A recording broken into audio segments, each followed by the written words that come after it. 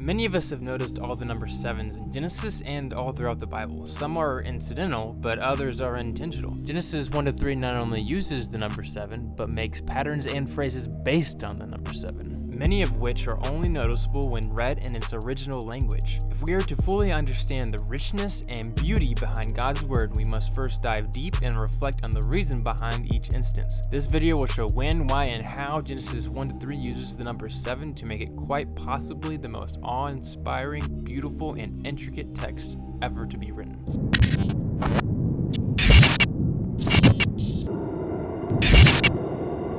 So this is a paper from Jeff Morrow called Creation as Temple Building and Work as Liturgy in Genesis 1 to 3. And he describes it as this. The number 7 is important for the form and content of Genesis 1 as the number of perfection in the ancient Near East. The number relating to covenant and of course the number of the day known as the Sabbath, the pinnacle of creation. Genesis 1:1 contains 7 words, Bereshit bara et hasamayim ve'et haaretz. Genesis 1:2 has 14 words, 7 times 2. Furthermore, significant words in the passage occur in multiples of 7. God, 35 times, which is 7 times 5. Earth, 21 times, which is 7 times 3. Heavens and firmament, which is 21 times. And it was so, which is 7 times. And God saw that it was good, which is 7 times. Now there's also some interesting things here as we keep going. The 10 sayings with which, according to the Talmud, the whole world was created, that is, the 10 utterances of God beginning with the words "and said," are clearly divisible into two groups.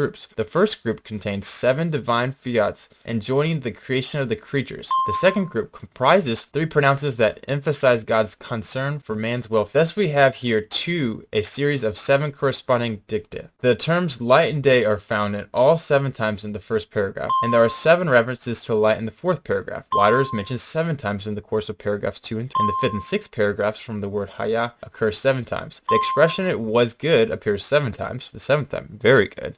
In the 7th paragraph, which deals with the 7th day, there occur the following 3 consecutive sentences, 3 for emphasis, each of which consists of 7 words and contains the middle expression, the 7th day, and on the 7th day God finishes which he had done, and he rested on the 7th day for all his work which he had done. So God blessed the 7th day and hallowed it.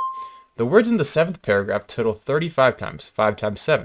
To suppose that this is all mere coincidence is just not possible. He also states, Kasutu even argues that Genesis 2 to 3 exhibit this focus on the number 7. He writes a clear indication of unity of the section, because of course there's a debate about whether Genesis 1 is different from Genesis 2 if they were written at different times or authors. And the numerical symmetry based on the number 7 that we find in the section just as we encountered it in the story of creation. Here too, which is, referred in chapters 2 and 3. The words that express the fundamental concepts of the passage recur a given number of times, 7 times or a multiple of 7. The name Eden occurs together with East, Hebrew 7 times. The name Adam appears together almost 28 times. That is 4 times 7. And the word Ish and its synonyms Ezer and Selah are used 21 times. That is 3 times 7. So, 2. We find 21 examples of words derived from akal, 7 in the paragraph describing the sin. Likewise, the verb laka, which is given special emphasis in the number of verses, occurs all told 7 times in the course of the section.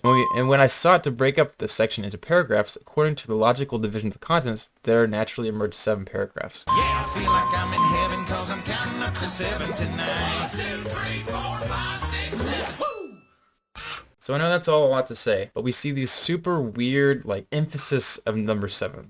Whatever is happening here, there has to be a certain theological significance that the writer of Genesis was trying to portray. While yes, the number 7 was most likely used as a conceptual metaphor or example to describe the work week for the Israelites, it doesn't fully explain the overabundance and placements of 7s. He goes on to say, the careful attention to a 7-fold structure indicates that Genesis in its final form is a liturgical text. For those that aren't very familiar with it, a liturgical text is something that is written to be said aloud and typically has a certain format which can be good for memory or makes it, roll off the tongue. He goes on to say, we know today that the Babylonian creation epic Enuma Elish was customarily read in ceremonies in the sanctuary, whereas the Persians recited their theogony while sacrificing. Also, in Israel, at least in the Second Temple times, the priestly courses and the I'm not even sure what that is, who made at the time sacrifices were being offered in Jerusalem, customarily read portions from the account of creation, and on the sixth day they recited Wekulu Hasamayim, which is basically the heavens were finished,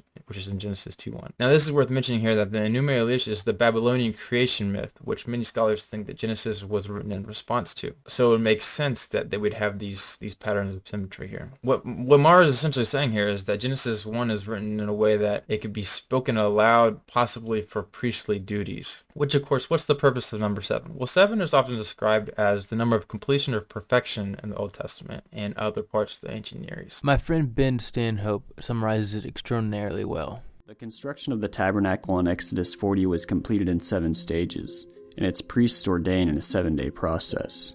The construction of Solomon's temple took 7 years, and it was dedicated during a 7-day festival held on the 7th month. And this temple symbolism wasn't unique to Israelite culture either. We have 4,000-year-old cylinders from Samaria that also detail a 7-day temple dedication feast. He says, it took 1 year to bring the stones and slabs, and it took another year to fashion them, although not even 2 or 3 days did he let pass idly. Then it needed a day's work to set up each one, but by the 7th day he had set them all around the house. Or take the Ugaritic texts, written nearly a millennium before Genesis 1 was edited. They have Baal completing his house on cosmic Mount Zephanu in 7 days. The association between the number 7 and temples might give us good reason to think Genesis 1 was seen as a type of text to inaugurate God's cosmic temple. While the number 7 could have simply been a number to describe an object to make the point, okay, this was perfect. One would think that wherever God is, that place must be perfect, and since the place where God is would have been the temple, it also might have been seen as something like, when you think of perfection, you think of the temple. Of course, one might ask, well, how is Genesis 1 about God creating a temple?